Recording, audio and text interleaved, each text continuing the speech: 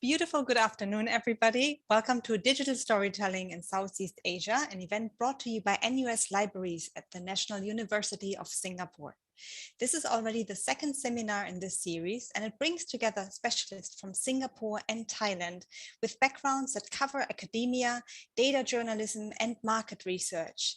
Join us and see how you can leverage storytelling to get your message across. My name is Sarah-Tabea Sammel. I'm your host today. It's my pleasure to be moderating this.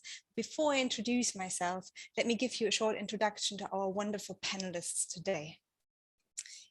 Isabella Chua is a senior writer at The Continentalist. She's involved in award-winning projects on data storytelling and visualization studio that's focused on making data and research more accessible. She has an aim of changing conversations about Asia and is a graduate of NUS with a BA in sociology. And she has been at the Columbia Journalism School.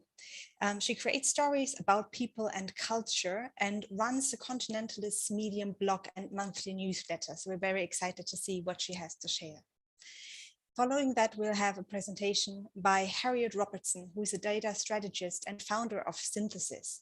She works with a team of scientists and engineers to build bespoke data sets that layer open sources, embracing the imperfections of search, review, advertising, and social data. So we are looking forward on insights regarding consumer preference and growing audiences. Following that, we're having Dr. Alex Mitchell from the National University of Singapore, where he teaches in the Department for Communications and New Media. He runs a narrative and play research studio, and his research investigates various aspects of computer-based art and entertainment, focusing in particular on interactive stories. Last but not least, we're having Gigi from Punch Up, who is the CEO and founder of Punch Up, Thailand's first data storytelling consulting and studio business that combines data science, information design, and digital technology to create new ways of communication through storytelling and visualization. And I apologize for the eye line, but that's the thing with the Zoom online sessions, isn't it? You can't just see somebody reading off an actual physical piece of paper, so apologies for that. My name is Sarah-Tabea Sammel. I am also teaching at the National University of Singapore. I'm in the Department for Communications and New Media, where I teach on digital storytelling, as my capacity makes me a filmmaker, writer, and interdisciplinary multimedia artist. So without further ado, let's begin. And first up, we have Bella. So Bella, anytime you're ready, please begin screen sharing. And as you are setting up, I would also like to make our audience aware that you can submit questions, which we will be addressing in our Q&A session just after all four panelists have been given their presentation. And I see that Bella seems ready to go, so I'm gonna mute myself and give the floor over to her. Hello, everyone. I'm so excited today to talk to you about how we can use data stories to understand culture. First of all, a little bit about myself. I'm Bella, and I work as a senior writer at Continentalist. But most of all, I'm a pop culture enthusiast. Yeah. So as mentioned, I work at Continentalist. It's a publication studio based in Singapore that uses creative storytelling and data visualization to tell data stories about Asia. Our objective is to kind of right the imbalance in media landscape that's saturated with Western narrative and perspective by bringing Asia to the forefront of global conversations. But before I even begin my spiel on how to tell culture stories, let me first try to convince you on why you should even consider data stories as a medium for telling culture content. Because culture is messy, right? It's lived, it's dynamic, it's all around us. So why collapse something that is so alive and colorful into bar charts? Something that you see in annual reports and textbooks. Worst of all, are we losing rich nuance about culture by switching to this medium? Well, first of all, there's no medium that's able to fully encapsulate a cultural phenomenon. There's always going to be some editorializing involved, but what I'm here to advocate is the things you gain by choosing data stories as a medium. So data visualization allows you to see the shape of the cultural phenomenon you're interested in. Here you are looking at the trend of things that people have queued for in Singapore from 1990 to 2019. And already you see some peaks and valleys across the different categories. Some items like collectibles, like McDonald's Hello Kitty, have a much longer longevity than, say, the National Day Parade ticket, because electronic balloting made queuing for these tickets irrelevant. Another neat thing you can do is to zoom in and out of a phenomenon. So you can see these general shapes here, where you can identify the anomalies and trend, but you can also zoom into individual data points. So here in the site, when you hover over each heart, you can see the headlines of what people queued for. And these data points will make your story feel more full-bodied rather than something cold and abstract that a vis might be. There might even be potential stories in itself. Like you can do a follow-up piece on what people who have collected Hello Kitty toys now feel about their collection. So this ability to move from wide to specific is a great storytelling device of data stories. And anyone who has been in the internet long enough know that it's a very noisy place full of opinions. There are forums like Reddit, Quora, there are think pieces, but it's a lot of talk, cross-talking speculation. What data stories can help with is to cut through the noise and look at the numbers. So when Crazy Rich Asians was released, it kind of reawakened the whole conversation about Asian representation in movies. And what I wanted to do is to see first how bad the representation of Asians really have been in movies, but also to go beyond the surface level discussion of representation to see where the holes are and how they continue to contribute to this systemic problem. So what I did was I self-collected data from Wikipedia and IMDb to get the cast members' race, movies' gross earnings, and determine what the blockbusters were. And yes, you can see here from the darker shades of purple that there have been more diversity over the years. But I didn't want to stop there because otherwise it's not a story, but just a nice graphic, which brings me to yet another advantage of data stories. So having a big data set means you can splice them and interrogate them to answer multiple questions. Think of your data set as a person whom you're interested in interviewing. What do you want to find more about this person? One of the things that I found from this story, which complicates the issue of representation, is that meaningful representation isn't just about numbers, because that can mean tokenism, whitewashing, and other icky stuff. Like here, these movies tell Asian stories, but the protagonists, often the heroes of the stories, is still led by a white actor. Or we might want to congratulate ourselves by that we have movies with Black cast. But what I found out is that these Black actors account for approximately 1/4 of the blockbuster movie during this period. So you can argue that it's still representation, but the industry can still do better by spotlighting other Black actors rather than just casting these tried and tested actors, even though they're amazing and they're great. Yeah. And it also took me an embarrassing amount of time to understand that the point of data is not just the end product, data visualization.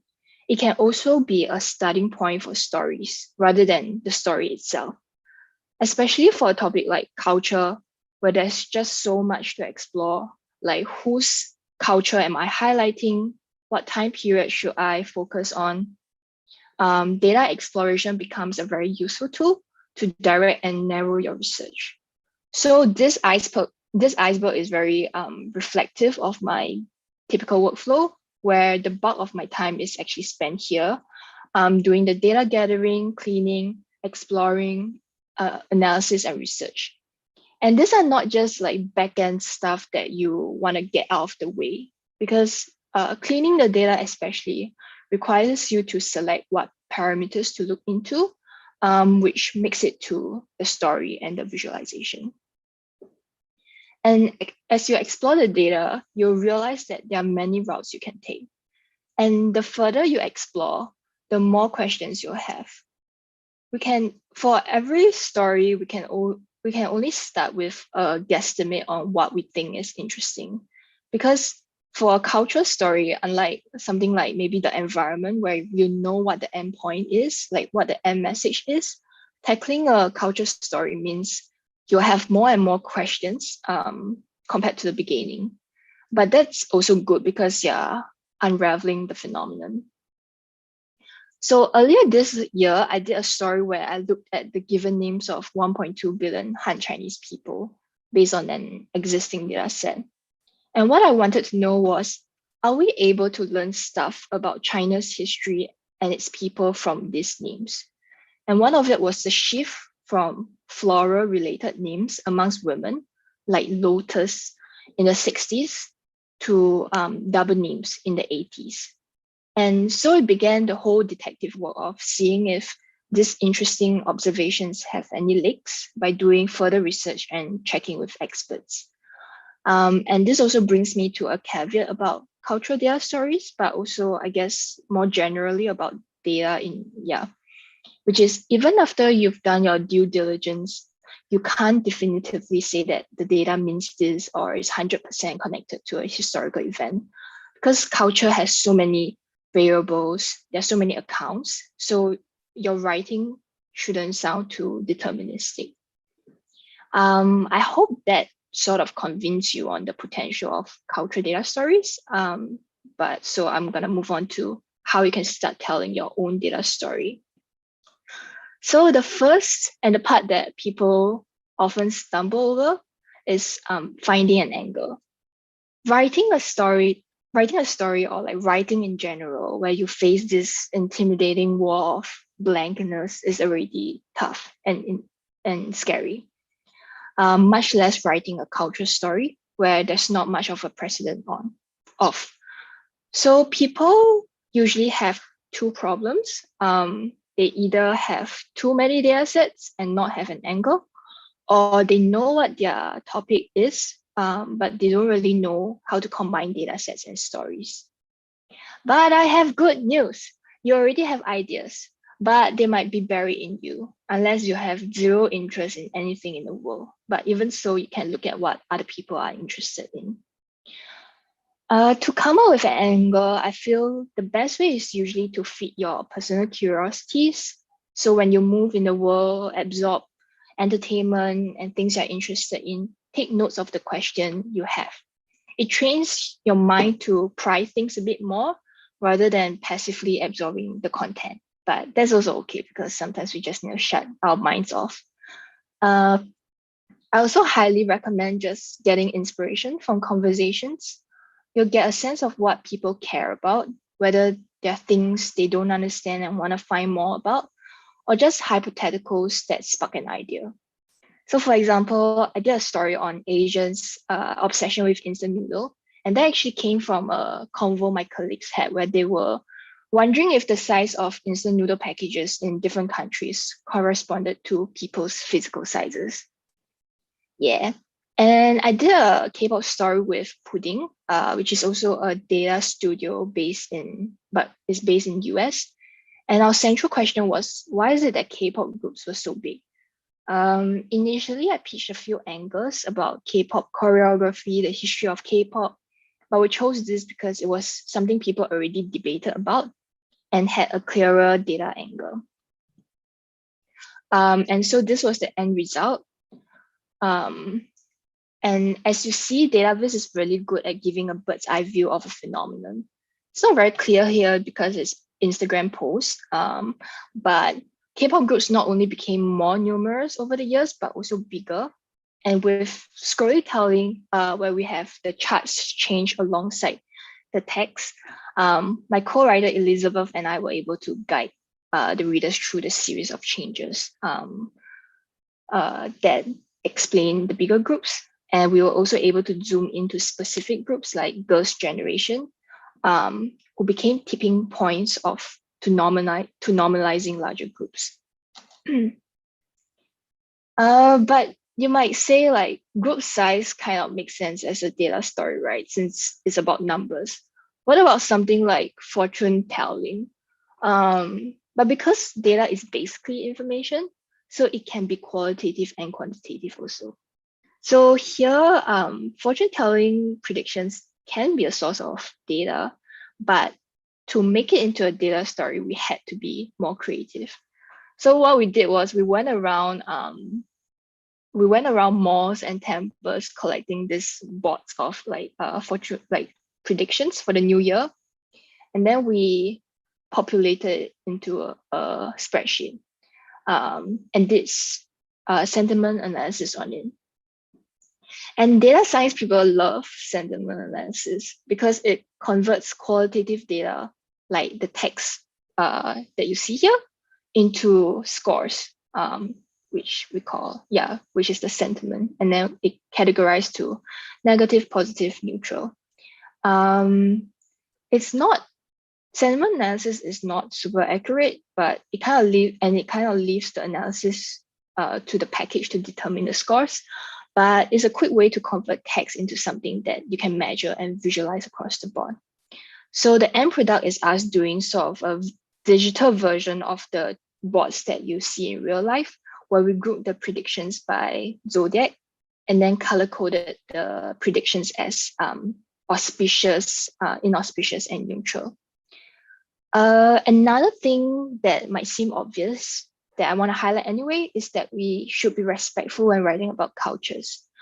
This is a fun and light piece, but it shouldn't be at the expense of trivializing fortune telling and the people who believe in them by mocking it as like superstition. What I usually do is to find a common humanity at the end of the piece that feels genuine. So for this piece, I concluded by saying, whether you believe it or not, predictions bring comfort in the face of uncertainty and might even offer people a course of action when they feel helpless. You might also find your angle by challenging conventional wisdom. This is great because you already have the tension set up, which gives people a reason to care. So for this story, the tension was, why did PM Lee wear a blue shirt and blue tie combo when he's known for wearing pink shirts during his COVID-19 address? So this is a delicious setup because other people have that question also, and data really shines here in giving a clear answer. And ta-da! He actually wears white more, which is unsurprising because it pairs well with any color. But for such an eye-catching color, pink actually did not bad at around 25% of his speeches. And then I also look at other occasions where he also wore a blue shirt and blue tie and found that it's actually his first time doing so for a national address. I'd like to end my presentation with some brief tips and resources because that's what people always want to know. Yeah. First, take note of what you're drawn to. Pay attention to things, write questions and interesting observations you have about the things around you. In your notepad, note apps, what have you. Just write it down. Don't say you will remember it, you won't. Because when you're in need of an inspiration, you can draw from this well of observations.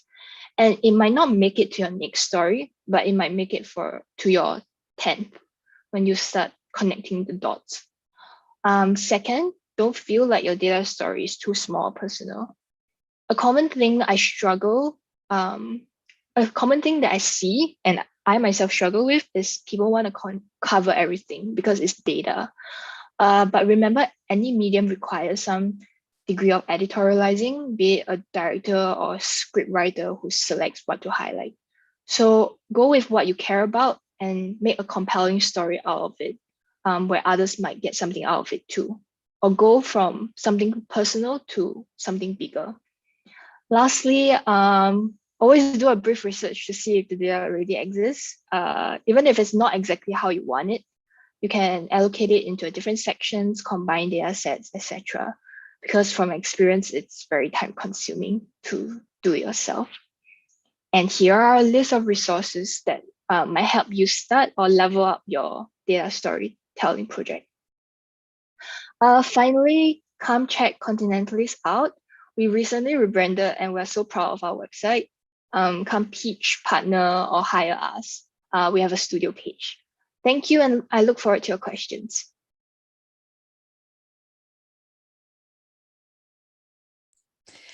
Thank you so much, Bella, for the presentation. So the first one out of 4, raising very interesting points and questions about small and big online communities and how our analog world is reflected in online communities. Up next is Harriet from Synthesis. So Harriet, if you want to set up your presentation and screen share, then we will give over to you anytime you're ready. We're looking forward to hearing more data strategic matters. And here the presentation is up, so the floor is Harriet's. Hello, everybody. Thanks for the introduction, and it's lovely to be with you this afternoon. My name's Harriet Robertson. I'm from an organisation called Synthesis. We're a commercial enterprise. We're a marketing tech startup, so we work with brands and businesses to help them grow their business, to understand their users and their products and their categories better. And the way that we do that is by data-driven storytelling to help them understand their consumers and their commercial decision and aid their commercial decision makers. So there's a few of our team on the screen right now. We come from a very multidisciplinary background. So there's a bunch of people who come from brand backgrounds. Many of our team are technologists. They are data forecasters, ethnographers, or network scientists. So that's what we are as a business. We do something we like to call human-centered data science. What we mean by that is a way of understanding data better by understanding the people and the context shaping it. And what I would like to talk to you today about is how we use data to tell rich stories with a commercial angle to help our clients grow. So today I'm going to share I'm going to talk about 4 themes that we use day in, day out at Synthesis. The first one is about what really is data. The second one is to talk to you a little bit about the power of open data, which is what we use a lot at Synthesis in order to generate our stories. The third point, which I'm going to discuss, is about how you can layer multiple perspectives for richer data storytelling. And the fourth point, which might feel slightly counterintuitive, is that I would like to urge you to think that even within a very data-driven story, it's the insight which is much greater and more important than the numbers themselves. So first point is, what really is data all about? And I think something that we hold very dear to our hearts at Synthesis, and something that echoes what Bella was talking about just now, is that data is not numbers. And that is intuitive and counterintuitive all at the same time. But the reality is, even if you're gazing at a spreadsheet or looking at a statistic, some action has taken place in order to generate that statistic. Somebody has done something or thought something or built something which fuels that statistic and that number. And I think for us, the most interesting part about data storytelling is that to go behind the numbers and think about the who or the why or the what that is generating them. That's by giving that kind of rich context around numbers, that's when you can empathize better, when people retain your story better, when you can connect better to your audience, when you represent the world and the people and the numbers better. But also in our context, in a commercial context, it allows our clients to make better commercial decisions because they understand their users better and they understand the commercial opportunity better.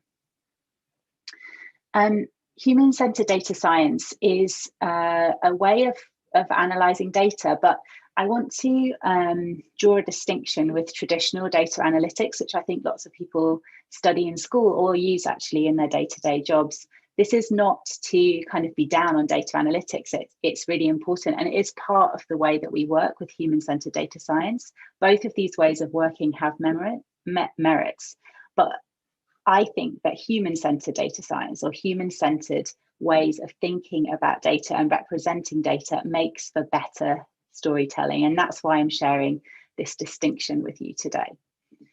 So what is the difference? I think data analytics is very focused on what it thinks about numbers first. It often prefers neat data than messy data. It's often about observation. So it tells you what is happening. It's often very good at looking back, so telling you changes over time until now. And it often prefers big numbers. It often prefers the loudest numbers, or the loudest or most surprising statistics. And it often does a lot of averaging. So it can flatten out things to see what the kind of common denominator is. I think that's a bit different to human-centered data science. So what we are very concerned with in our day-to-day is thinking about the why and the people that sit behind those numbers. And we work a lot with unstructured and open data, which I'll talk about next. That tends to be quite messy and gappy and more difficult to work with. It requires some kind of leaps of faith in order to join up stories. It requires the storyteller to explore a little bit further. But the benefit of getting in the woods a little bit with that kind of messy data is it also allows you to generate richer hypotheses, tell richer stories, and look a little bit to the future with predictive analytics. I think human-centered data science, if traditional data analytics prefers robust, large data sets and averages, human-centered data science prefers outliers and early signals, and that can be very, very interesting for storytelling. Let me give you an example of why it's really important for commercial operations to look beyond the numbers and interrogate the why and the people and the kind of messiness of everyday life that sits behind statistics. This is a true story, by the way, but let's imagine that we're in the shoes of a big multinational corporation that makes snacks. They make loads of money selling snacks in the US. They make loads of money selling snacks that you can eat on the go, that you can eat in your hand when you're in the street, that you can grab and go, that you can eat in your car, that you can eat on the metro. And they look at data in Japan and they see that there aren't too many competitors in Japan that are creating those kind of like single serve or on the go type snacks. It feels on first glance like a really big commercial opportunity. It feels like a market that they know really well, a place where they're winning in the US. And therefore, looking at Japan, that feels like a nice market that they might want to tap into and break into. I think if you just looked at those numbers on the surface, it would seem like a great opportunity. But if you took time to understand why there is no market for that kind of on-the-go eating in Japan, you would see very quickly that it's a culture clash, right? In Japan, people don't like to eat outside, particularly. They definitely don't like to eat really while they're walking. And if you didn't go deep into the cultural context of how and why around food culture in Japan versus US, you could misread that data very easily. And that's why when we think about traditional data analytics, which focuses mostly on the numbers, versus human-centered data science, which looks at the people and the what and the why behind numbers, you can get to richer and honestly more robust stories, especially in commercial situations. It can save you a lot of money and it can stop you making a very costly choice. So that's my first point that I wanted to kind of leave you with. Great digital and data storytelling requires you to think about data as a set of people, a set of actions, to dig into the context and the what people are doing and the why people are doing, not just the what. The second point that I wanted to talk about today is the power of open data.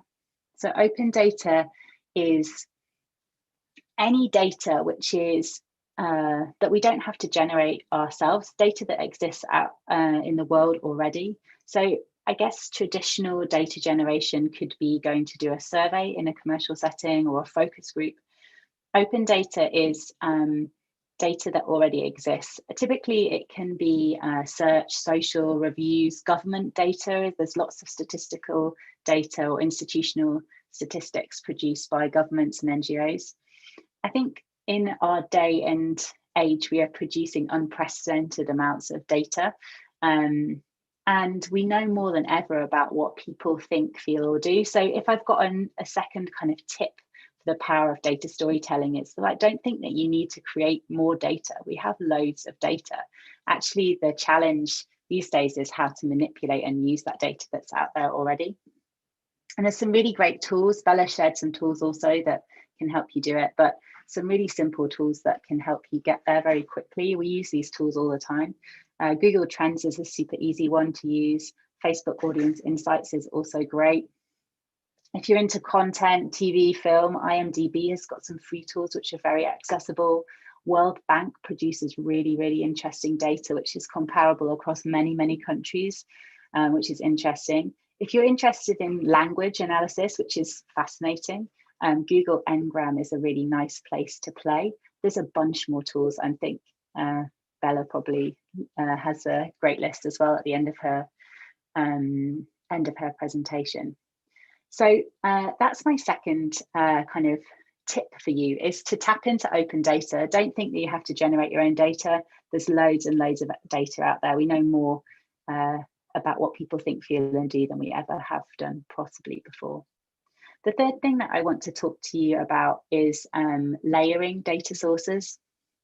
I don't think digital storytelling or data storytelling has to be complicated, but if you layer a few different sources or look at the same problem from a couple of different angles, you'll end up with a richer and more rounded story. On this chart, you can see a couple of different examples. We think about data often in terms of performative data and behavioral data. So performative is like what I say I do about a topic, and behavioral is like what I actually do. And by layering those two things, you can nearly always get to somewhere quite interesting. A very accessible way to get into those two different kinds of data would be to look at social media data. That's very performative, right? The person I am on Instagram isn't necessarily the person I am in real life, versus perhaps Google search. What I search in Google is often very, very true. I might be more honest actually to Google in my search than I am to my own mother. So by layering what people search around a topic versus what people show on their social media, you begin to get a richer perspective about what people want, what their aspirational version of that topic is versus what their real behavior around that topic is. And that can be a very interesting way to get a kind of deeper data story.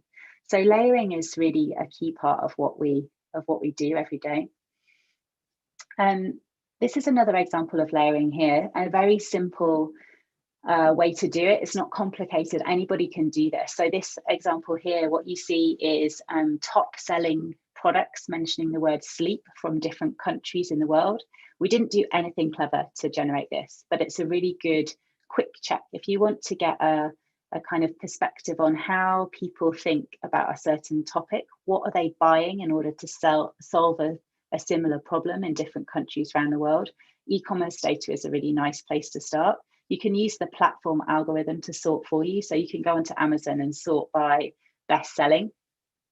If you put sleep in Finland, you'll get a lot of products which are all about changing your environment, optimizing your environment in order to allow you to have a better night's sleep.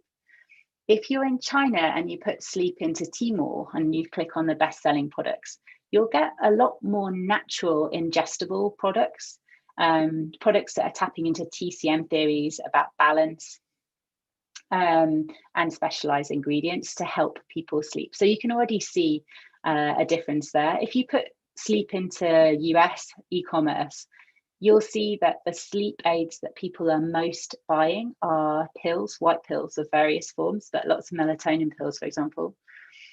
That's a 10-minute job to pull those 3 tabs up in your browser, and already you can begin to build a story which is based on a huge amount of data. This is hundreds of thousands of people buying stuff on Amazon in different countries, and you can quickly see that in Finland people are solving sleep problems by changing their environment.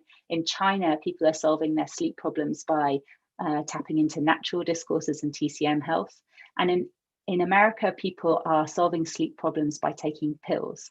And that is a very robust, data-driven story about sleep aids in the sleep category, told through e-commerce data in a very kind of relatable and human way.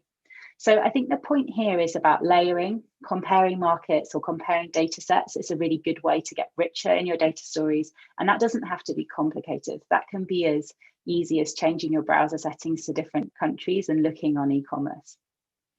The fourth point and the last point that I want to make today is about insight should always be more important than numbers. In a data-driven story, you're tempted to talk about data a lot, but that's not necessarily the best way to connect or to represent your data. I'm going to show you some examples of data-driven stories that I think do a really great job that go beyond the data themselves. And again, this echoes loads of what Bella at Continentalist was saying. I think I want to encourage you not to reduce like rich human experiences into bar charts. That is not what human-centered data science does, and it's something that Synthesis fights against very avidly in the commercial space. I hate word clouds. I think it's a really poor way to represent like the nuances of language. I think human-centered data science output should be about illustrating insight, not numbers. This is a really great example from a really lovely woman called Mona Chalabi, who you should follow on Instagram. She has a great Instagram. But this was about the space in prison cells given to immigrants in the US border. It's really evocative, really simple, and there's not a statistic or a percentage in sight. The next example I wanted to show you is one that we've been working on for a while in Synthesis. So I guess a lot of commercial data stories are told with dashboards. I think our version of a dashboard would be to mock up a real life desktop of someone to show like what a person who has these kind of demographics might look at on their social media, on their newsfeed, what they might have on their to-do list.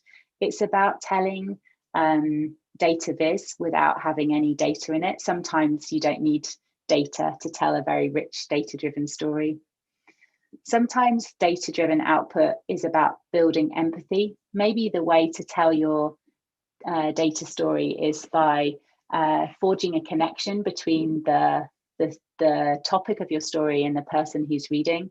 I think creating empathy either through quizzes or illustrations or shared experiences is a really good way to level up data storytelling, and especially in a commercial situation where we're trying to get the clients to be in the shoes of their audiences. This can be a really powerful way. So finally, key takeaways, 4 thoughts that I'd like you to leave you with. One is like, what is data really about? I would advise you and encourage you to think about data as people, not numbers. The second thing that I would love you to take away from this session is that open data is really powerful. There's more data out there about what we think and feel and do than there ever has been before. Repurposing that can be a really rich starting point, and it doesn't have to be complicated. Leveling up can come from multiple perspectives. I think telling a story from multiple angles always makes for a richer story. Again, it doesn't have to be complicated. And the fourth thought that I'd like to leave you with is that insight in your data storytelling should always be bigger than the numbers. And you can tell really strong data stories without showing any data at all. That's it. Thank you very much for your time. Again, encourage you to be in touch. We'd love to hear your thoughts on feelings and reactions. Thank you. Thank you very much, Harriet. That was very interesting. So many points being raised. We're at the 50% mark of our panel conversation. And next up, we have Dr. Alex Mitchell from CNM at NUS. So Alex, anytime you're ready, please start your screen share or give me a signal. And there we go. So I think I'm ready, yes. Fantastic. Okay, yeah. Hi, everyone. I'm Alex. I'm in the Department of Communication and New Media here at NUS, together with Sarah-Tabea. And I'm going to be talking about a slightly different perspective on, I think, the same sort of thing that everyone's been talking about so far. So I think there's some nice connections here between some of the things that Harriet was saying at the end of her talk, in terms of thinking about how you can emphasize the human element of these sort of complex situations that we're exploring with data or with other forms of storytelling. So a lot of my work is about the idea that in computational media, we can make choices that can change what happens as you go through something like a story. And I look at this in the context of interactive games, art, and storytelling. So I'm going to walk through some examples of how we can think about the idea that you can make choices, such as in the screenshot here from a game I'm going to talk about, where you've got a narrative situation where you're playing the protagonist and you can make some choices that perhaps change what's going to happen. And I think that's a very powerful way to help us to understand complex situations by being sort of in that situation and seeing how the choices we make impact what happens. So this is drawing from some work by a media scholar, Janet Murray, who looks at this idea of interactive digital stories as a way to present us with multiform scenarios in which the same event can be understood in multiple contexts. And given the same starting point, we can imagine multiple outcomes resulting from that. So the idea that as you make choices, you sort of see what's it like to be in a particular situation more than you would by just perhaps watching the story being told to you. So that's the sort of thread that's going to run through what I'm going to talk about today. So I'm going to talk about three different ways that this can be done. I mean, there's many different ways, but these are three particular techniques that I find interesting that I'm going to highlight. I'm going to do this by talking about some particular interactive stories. So one way is to think about sort of allowing the user, the player who's going through a story, to make some decisions that then bring you into the situation, make you feel like you are in that story, and think about why did people make those choices, and perhaps better appreciate the complexity of the situation.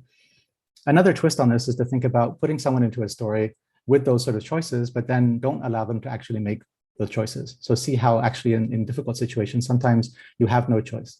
And that's a very powerful way to connect you to the protagonist of the story, so that you realize, oh yeah, actually, I can see why they did what they did. Maybe it's actually not possible to make choices in those situations. And finally, the idea that you give people choices and maybe they can actually make a choice, but there is no clear right choice. It's a very difficult decision, and whatever you do is going to be partly good, partly bad. And that's a very powerful way, I think, to create a sense of empathy with the character, the protagonist in the story, and also to then get you to reflect upon, okay, what's it like in my life, and how does that situation sort of perhaps connect to what I've experienced myself? So I'm going to run through these three different points with some examples, most of which are commercial games that are available online, and one is a research project I did together with some colleagues. Okay, so the first point is the idea that making decisions as the player of an interactive story can help you to understand the situation. And this is, I'm going to talk about this in the context of a game from a few years ago by Ink Stories called 1979 Revolution Black Friday. And this is a game about the revolution in Iran in 1979. So in this game, it's sort of a point and click adventure game where you walk around, control the protagonist. Certain situations, you have to make some choices, and those choices change at the sort of personal level what happens as you go through the experience. So the main character is a professional photographer who is coming back to Iran after being overseas for some time in 1978. So in the days leading up to the revolution in 1979. And you play the character both at that point and also in 1980. So that the perspective shifts back and forth to before and after the revolution. And the choices you make at the personal level, for example, like here, do you get involved in a protest? Do you throw a rock or don't throw a rock? This isn't going to change what happens in history, but it changes the impact on your family, on yourself, and sort of how you connect to what's happening in that situation. And you start to feel, what is it like to be in a difficult, complex situation where things are not as black and white as perhaps they would look in the news, because you're right in it yourself. So there's two main things that you do in this interactive story. One is make these particular choices in terms of what you do or what you say. Another is, because you're a photographer, you also have to cover the revolution. So you actually take photographs, and you can choose which things to take photographs of. And all the events that you're taking the photographs of are actually based on what happened in history. So these are historical events. You need to think about, okay, do I take a picture of the revolutionary who's up on the stage trying to rally the crowd, or do I perhaps take a picture of the crowd? And how is that going to change what is told in the news? And also, how does that change your understanding of the situation? So here you're making choices, it's interactive. you're thinking about those decisions and it's putting you into the situation. It's also an interesting way to convey some of that history because as you take the photographs, you also get some backstory. You get some understanding of what was actually happening at that point. So choices you're making, getting you into the situation, and also, as you can see here, the photograph on the left is the one you took in the game. The photograph on the right is an actual black and white photograph from a newspaper during that time. So you start to get a sense of what's happening at the sort of the national level, and also what it would be like to be one of those characters who has to go through and make some decisions. And what's interesting about this is because it's moving back and forth between 1978 and 1980, you see the immediate consequences on you and your family at the start of the revolution. And you also have to deal with what you did when you come back and re-enter the country after the revolution. So here you're taken prisoner by the people who won the revolution, and you're asked questions about what you did. Like whether your camera, for example, is a weapon. Like how do you feel about the fact that you were taking these photographs? And what does that say about your attitude towards the events? So were cameras like, were you using your camera to like capture the truth? Could you think about anything being a weapon? And these are choices that reflect the way your character thinks. And as a player, you would also start to think about maybe this is how I think as well. So this is one example of getting someone into the role of a protagonist by asking them to make choices. Another interesting twist on this is to put someone into a situation, but then actually don't allow them to make choices. The idea being that you expect to make choices in this sort of a story, and if you have that ability to make choices taken away from you, you start to perhaps realize what it's like to be in those difficult situations. So a famous example of this is a text-based interactive story from a few years ago by Zoe Quinn called Depression Quest. And here you're playing a character who is suffering from depression. And you have to go through a number of everyday situations, think about what you should do. Like in this case, your girlfriend is asking you to go to a party, but you don't really feel like it. And what should you do? Should you like shake off your funk and go for a good time with your girlfriend, just agree to go, or say that you're not really feeling well and you can't make it? So what's interesting about this work is it gives you these choices, but depending on your level of depression, the character's depression, you actually sometimes are shown a choice, but it's crossed out. And the idea here is to think about how if you're in a certain situation and you are suffering from depression, sometimes you know what you should do, but you just can't do it. You just can't get yourself into that position. And as you go through and make choices, the game keeps track of whether you're sleeping enough, whether you're going for therapy, whether you're taking your medication.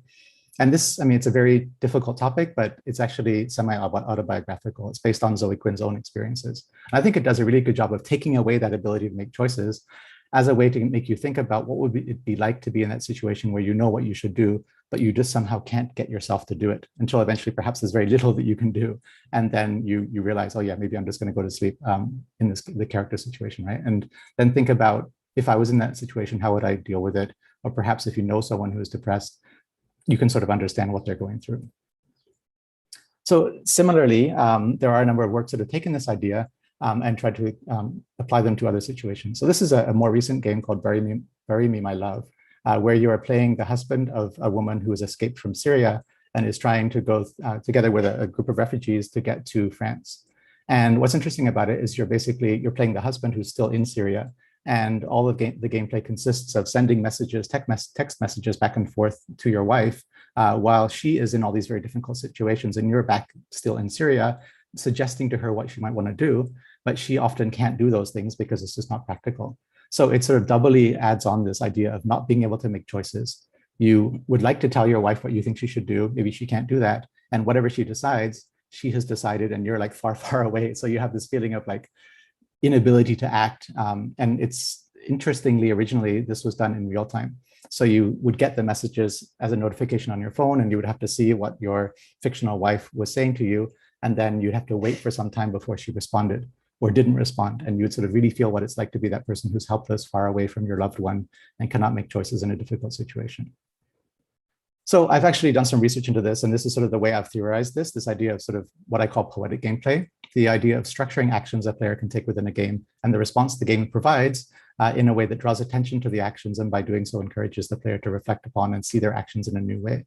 So I connect this to poetry, the way that language in poetry is often used in an unexpected way. So in a game like this, in an interactive story like this, you expect that you can make those choices. You expect that if you are playing the character in Depression Quest, you can just get up, get over your depression and do something. But actually that's not often the case.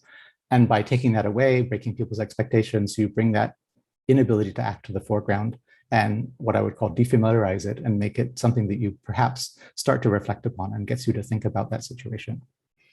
Okay, my last set of examples on my last category is the idea that you can present difficult decisions to the player to get them to sort of think about why those decisions are difficult, the fact that there is no right or wrong answer, and that can create a connection, create some empathy with the player.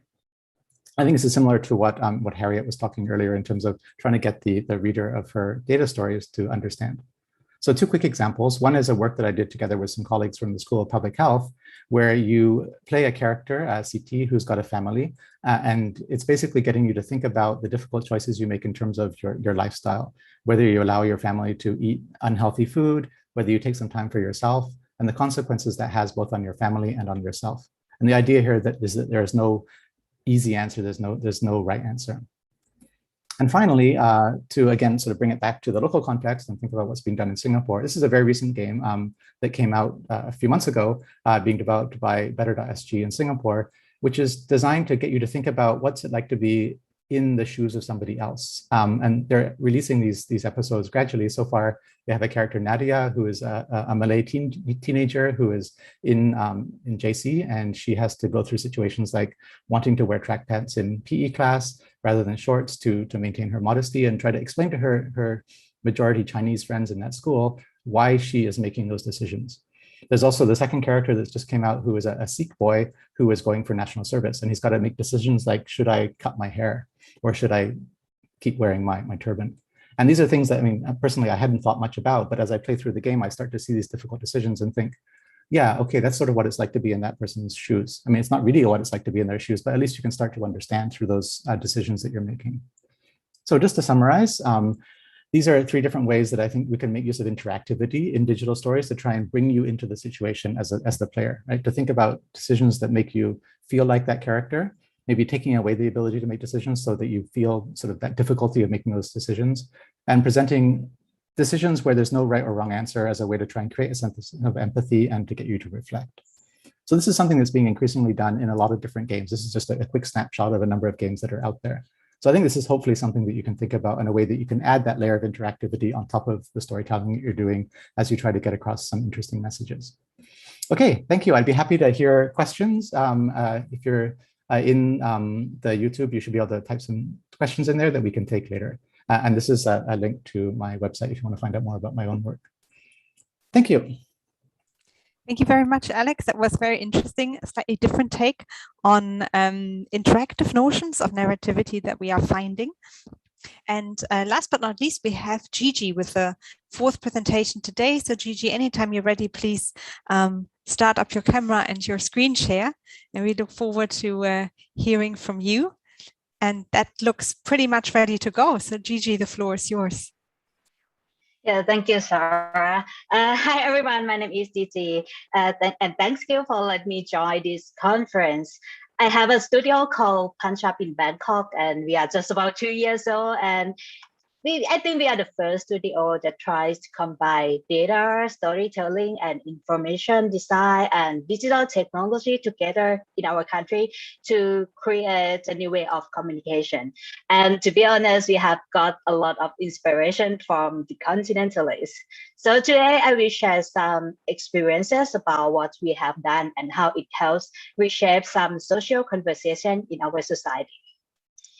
I would say it started 3 years ago when there was a general election after we were 8 years under the coup, and we have no idea about the election at all. And at that time, there were so many political parties, candidates, policies, and campaigns, plus the new complex electoral system.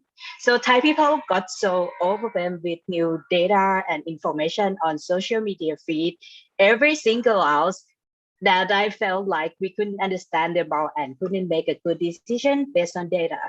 So I was a journalist at that time and saw some good examples from overseas media like New York Times, Washington Post that make political data more accessible and understandable. So I thought it's time that we should have one like that in our country. Then I asked some of my friends who work in data design and tech fields to start a volunteer project called Elect. And we create some visualizations and tools just to make people easily understand every information and make a good decision and go forward.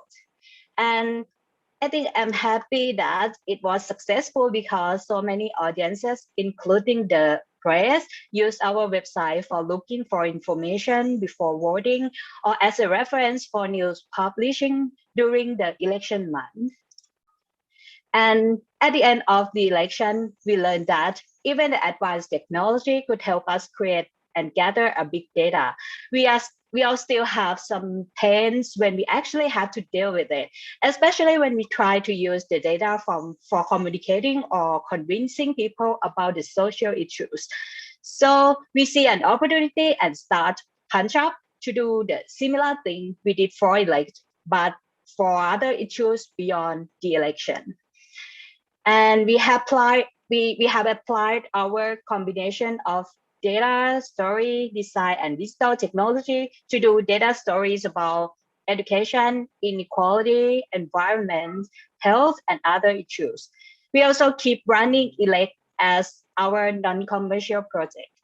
And all we do are just to achieve the same mission, to make those data more accessible, understandable, and make people make a good decision or effective decision, or kind of raise a debate based on the data, not only on the opinion.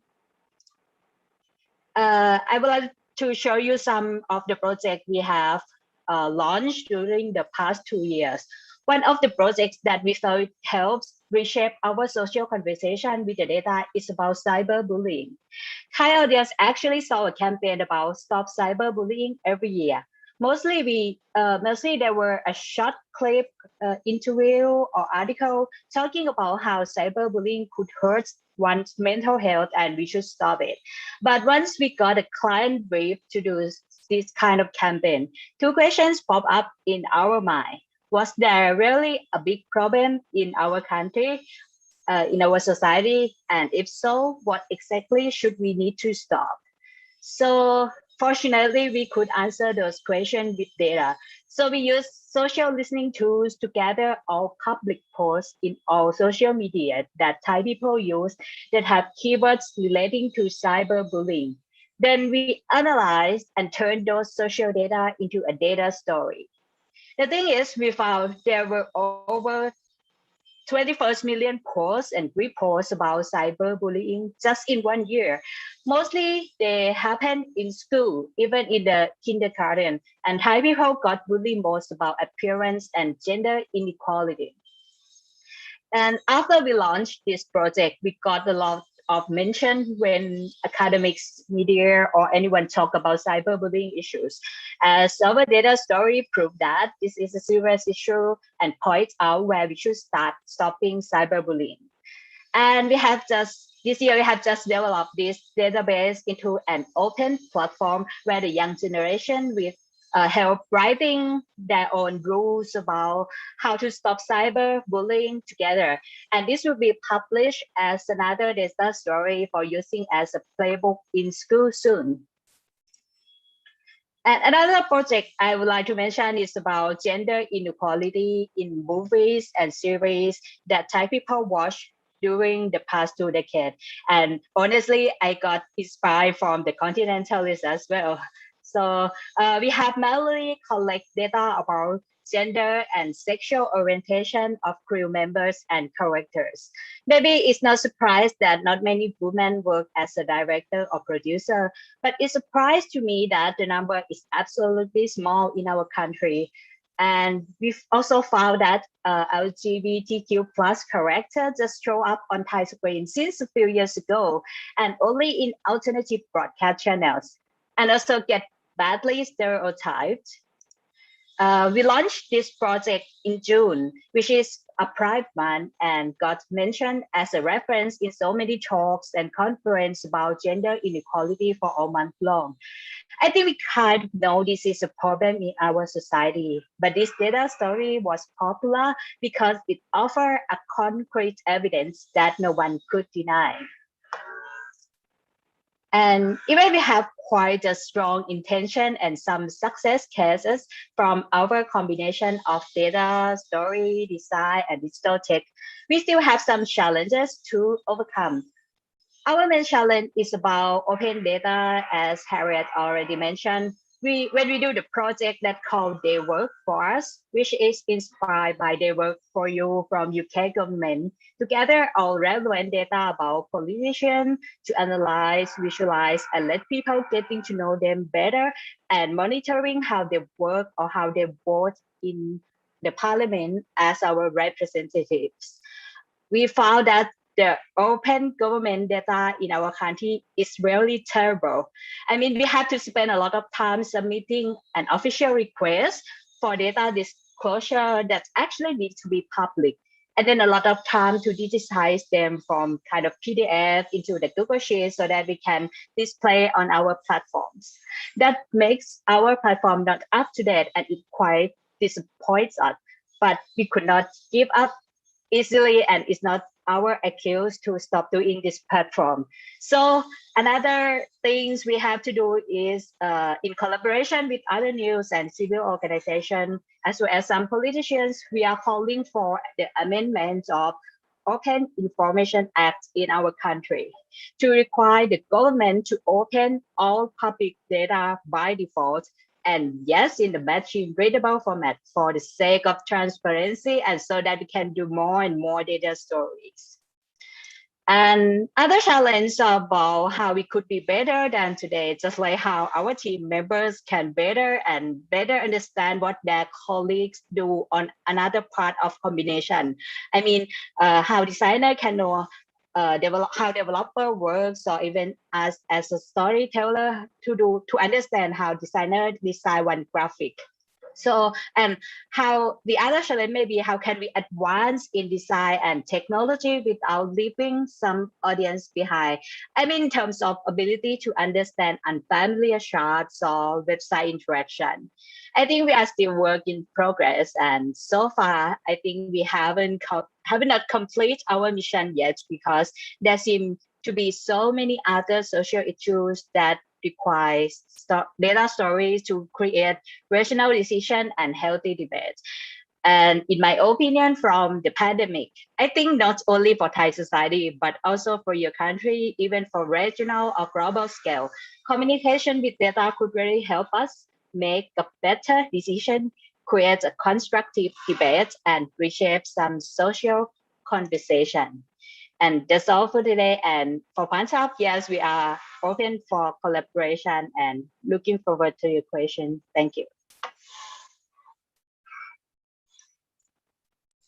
Thank you very much, Gigi. So thank you to all the panelists. That was wonderful. So we've just completed a very interesting run through various decks, and I'm very pleased that we have a very active audience today. So we have already received and collated questions from the floor, and I would like to ask the audience for your kind understanding that due to the time restraint, we might need to look for common threads in your questions, but we will do our best to explore as much as possible within today's time limit.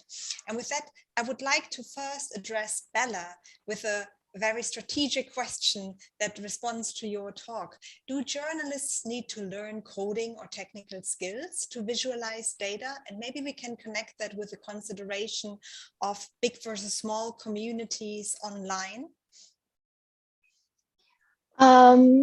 Yeah, thanks for the question. It's kind of like the big question, right?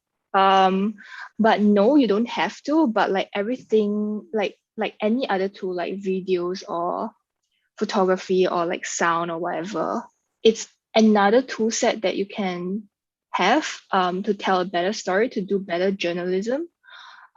So one of the things I think will help if you have coding background or if you learn coding, is it makes your life easier as a journalist. So things like data scraping, data analysis, it makes your life easier. Like you can automate the process instead of, and you can just let the computer do the job for you, like gathering COVID statistics or whatever. And in analyzing the data, it also helps you to be a better journalist, because then you can process this large amount of information and see where the holes are, and then you can hold people accountable, or like even clarify with people like you're missing like data for like this period, why is it missing, and go like do your journalism thing and investigate, right? Like, are they hiding something or things like that? But you can definitely not, you don't have to do data visualizations from scratch by coding. There are plenty of tools out there, which I've listed in the resources. Like Data Wrapper is very popular amongst the journalism community. There's also Flourish, Raw Graphs, etc., where you can just plug in your data and you can choose the visualization.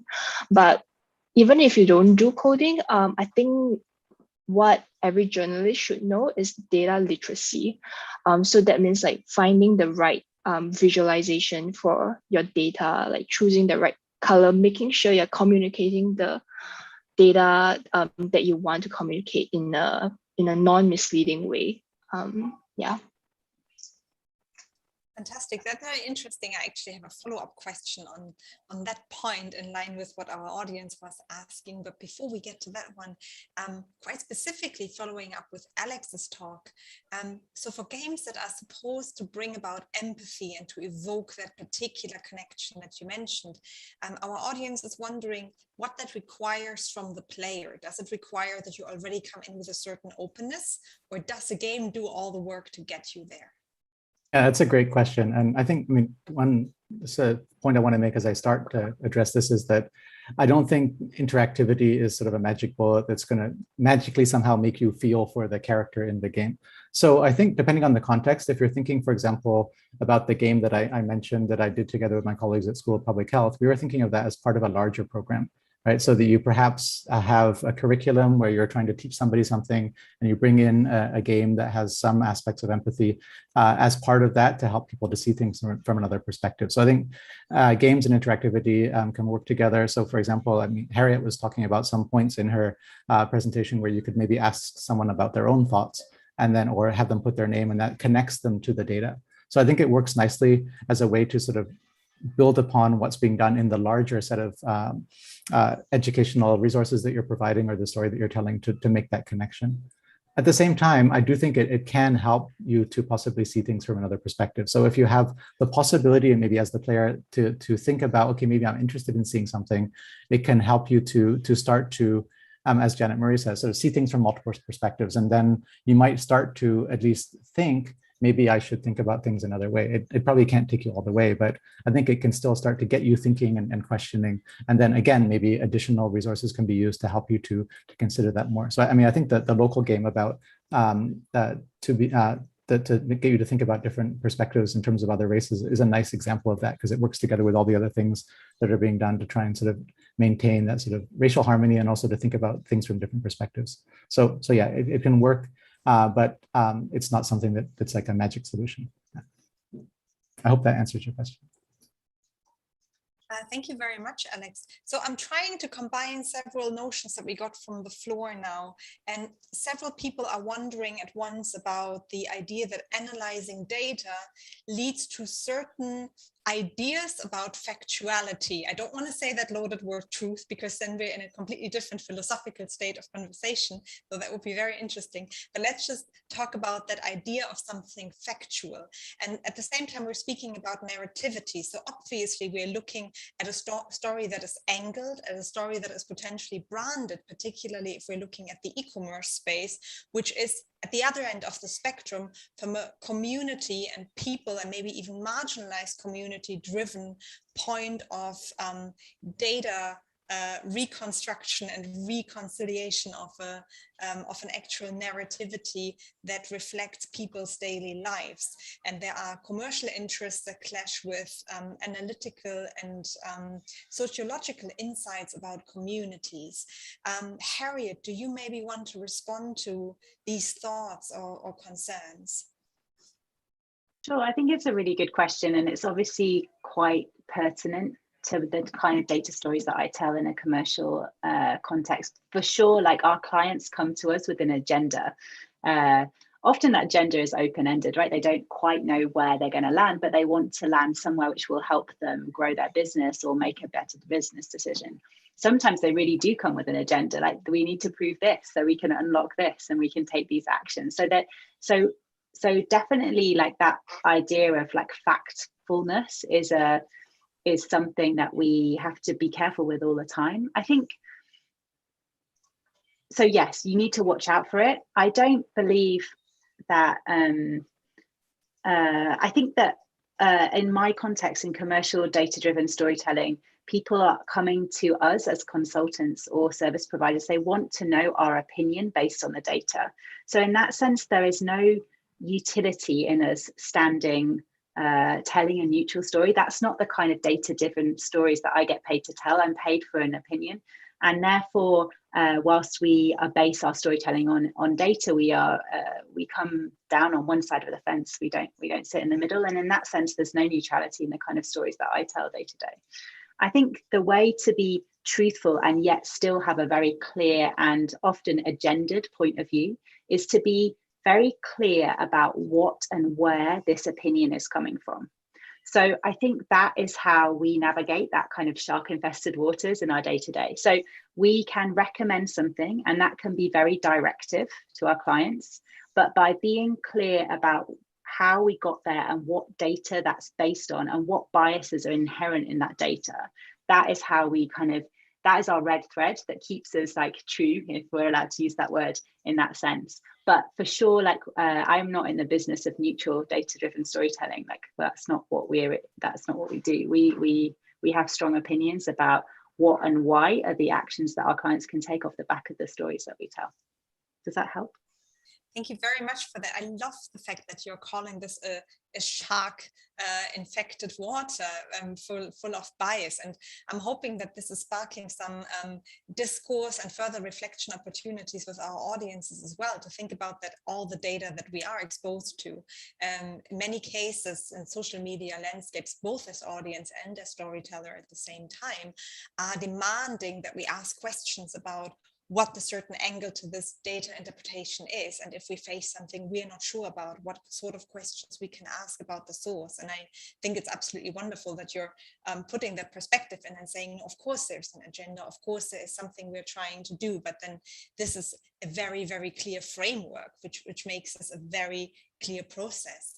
And a question that suits really nicely with that also from the floor, maybe Gigi, you want to take that one. When it comes to visualizations of visualizing the data, how do you make that jump to arriving at implications? So once you're sorting it all out and you're able to present it, how do you then bring that into a discourse? For me, when we do a data story, I don't think we need to provide only one implication or exact implication. But what we do is keep asking questions with those data and then make a visualization or just raise the issue in our stories to let people explore the data set with our visualization, and then they may get a different answers. Just like when do some topics about the political issues that's maybe able to polarizing people in our country. We cannot jump to the conclusion or give only one implication, because we want to do is just to provide the data to them and like keep asking questions and then raise some insights from them. Just like that. And I think it's the charm of data story. Thanks very much, Gigi. So maybe something that you guys can explore across the board, or maybe we can start a bit of an internal conversation among the panelists. Do you have any tips for our audience, how they can learn and teach themselves to be better at data analysis and presenting as well as interpreting that data? Because I feel it can seem like quite a daunting task, especially if you're not already set up with 1,000 computer servers and a very dedicated team. What do you guys think about this? And maybe this is a great opportunity to cross-reference your presentations. Everybody's very quiet. Okay, then I'm just going to call up Bella because you were the first guest. Yeah, I think from my experience, like when I also like started this business. This was my first job, by the way. So I went in like not knowing anything about it, and I think my impulse was also to get into like the sexy stuff, which is like data visualization, right? But then over the years, I realized that if you want to start on this, you should really familiarize yourself with like data cleaning and all the pitfalls that it can have. And having like good documentation, good methodology, because like I showed in the iceberg, it's really data visualization is really like the end product where you've already done like the bulk of the work, like cleaning the data and making sure that you are communicating clean insights and not just like not like just dumping it all on the audience to figure it out for themselves, right? Like initially my stories, like my research doc was like 5,000 words because I just wanted to be like a Wikipedia for that story where I had all sorts of things. So I will recommend to really familiarize yourself with data cleaning, like learn programming languages like R, Python. There are plenty of tools out there. You can sign up for Coursera. And another, I think not really tip, but it's like standard practice is not to squeeze too much information in each chart, like communicate one insight per chart and make that takeaway visible in the title. But then I'm also learning a lot. Like there are certain like best practices that I've been learning that I've been trying to unlearn as well, which is people say that each chart you should be able to get the insights really quickly at one glance, but there's also proponents for like slow data viz, where you really like take the time to understand the data, because then it can also be more accessible to people when there are like text accompanying how to read the chart and things like that, and you can really get into the insights rather than just maybe like making it really beautiful but kind of empty to share it on social media. Yeah. These are great insights. So particularly the idea that you want to be very mindful, no matter what approach you choose, of how you generate a key takeaway for communicating whichever data point you are trying to communicate, right? I think that's very good. Would somebody else like to respond to that from your very? I see Harriet. I would just love to. Yeah, I second that. I think I really liked Bella's opening point about like data viz being the sexy part, but actually there's a load of like getting in the woods with the data is really important before you get there. It's really the outcome, not the start point. I think I'd love to share like a few examples. There's loads of great examples. I think Bella also mentioned pudding.cool earlier on. They're a really nice organization. They do really great data stories, and it's like you can go down a really lovely, delicious wormhole looking at their website as well.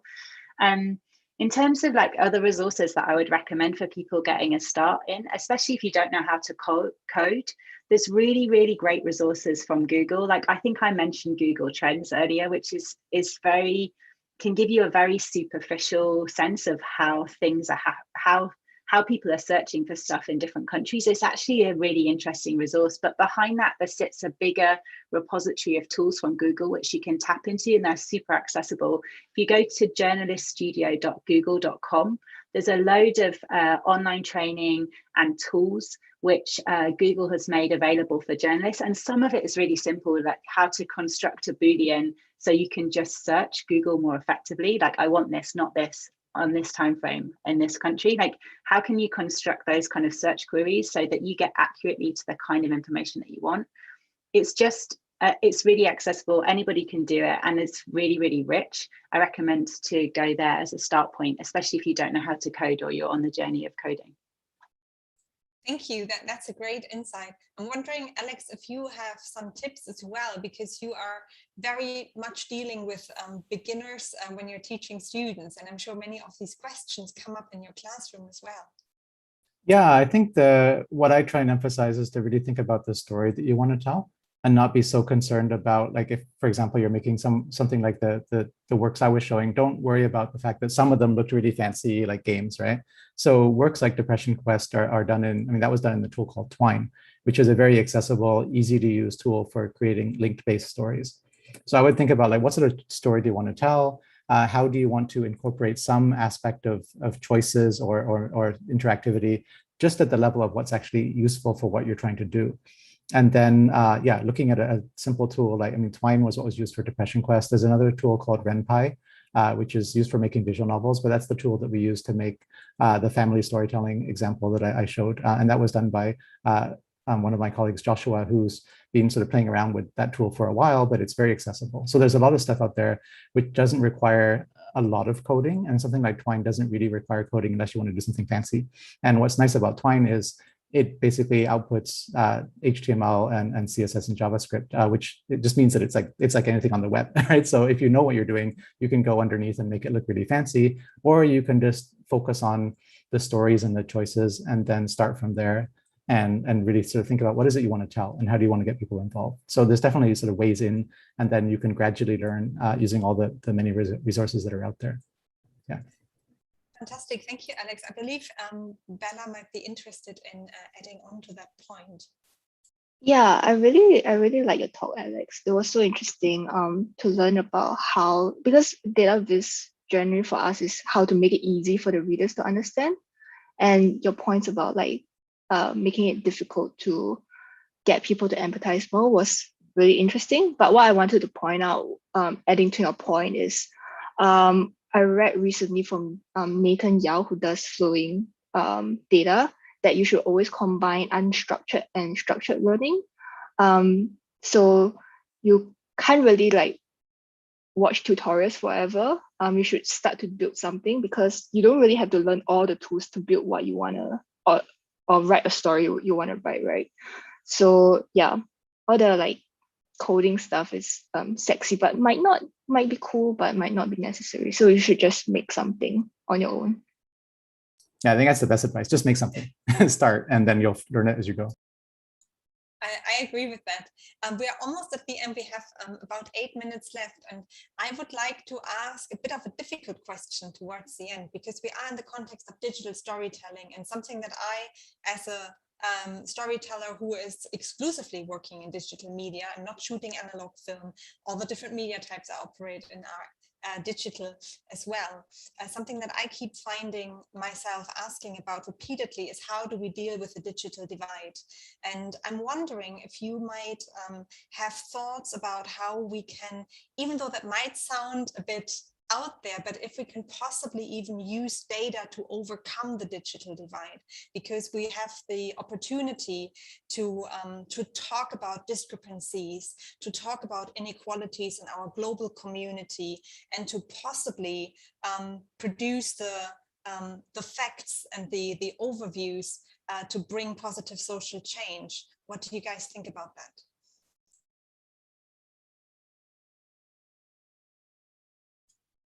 Any takers?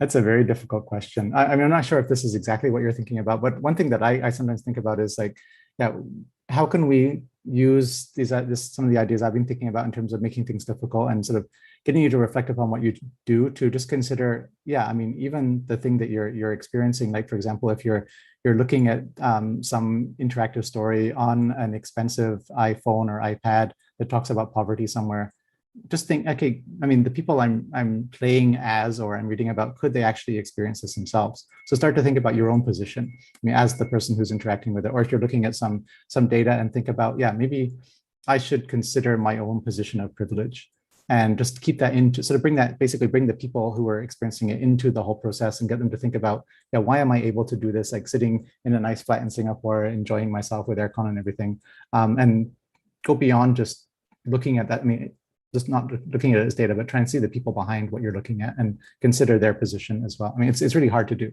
but I think at least keep that in mind as you're making these works, and consider what's on the other side. I mean, those people are not just numbers, they're people, right?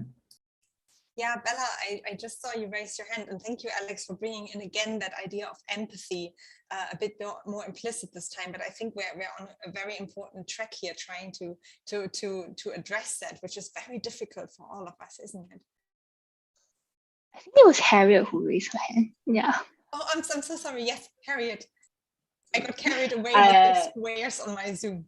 Sorry, I should talk out loud. I think that's a really great point, and I think there's some really interesting data stories that do exactly what you're talking about. And one of my favorite ones, which I use all the time as a great example, is I think there's a guy called Hans Rosling, and his family continue his legacy through an organization called gapminder.org, GAPMINDER.org, and they did a great data story, or it's a kind of microsite called Dollar Street. It does that really good, it visualizes really well how families live in different countries across the world, and compares them visually through photographs that they've taken of themselves across different metrics, which are kind of very commercial metrics that we would use in a commercial setting, like what kind of car do you have, what does your living room look like. But it tells very viscerally, I think, like those kind of gaps, and creates empathy, which I think connects a lot of the dots which have been running through all of the conversations we've been having today. I think it's a good example in that space. That sounds amazing. Thanks very much for that. Yeah, certainly something that we need to keep considering. In a globalized world, we become more and more one community digitally, and yet we are not yet at the point where we are all connected. So I think all of you have raised very important pointers. I would like to invite you to just bring any last thoughts or remarks to the table before we're closing, if any of you would like to share anything else. Otherwise, we are very close to reaching the end of our event. No, I think it looks like we've discussed. Well, once again, I would like to thank our wonderful panelists for this very lively exchange and this really delicious pick through various ways in which we can look at data. And just before today's event, I had seen this little online graphic that was showing a huge pile of colorful little building blocks, a complete mess. And then it went through the different stages of how that can be presented. And once they are organized, there can be different piles. If they're visually presented, we can build differently colored towers. And if we construct them within a narrative, we are having a family house with a front garden where all the different colored blocks are integrated. And I thought it was such a nice image to come across before our talk. And I think all the different panelists have done such a wonderful job of exploring that. I would also like to say a big thank you to our audience for so actively engaging with us and providing us with really wonderful questions. And we very much hope that this has been fruitful for you. At this point, I would like to point our audience to the feedback form that is available. Feedback forms are indeed read, and they are very, very helpful. So please, if you do have a minute, that would be really wonderful if you could help us out with that. And thanks very much to NUS Libraries. Please stay tuned. The National University of Singapore Libraries is continuing to organize events like this, and we very much hope to see you again in the future. Thank you very much and have a lovely day. Stay safe.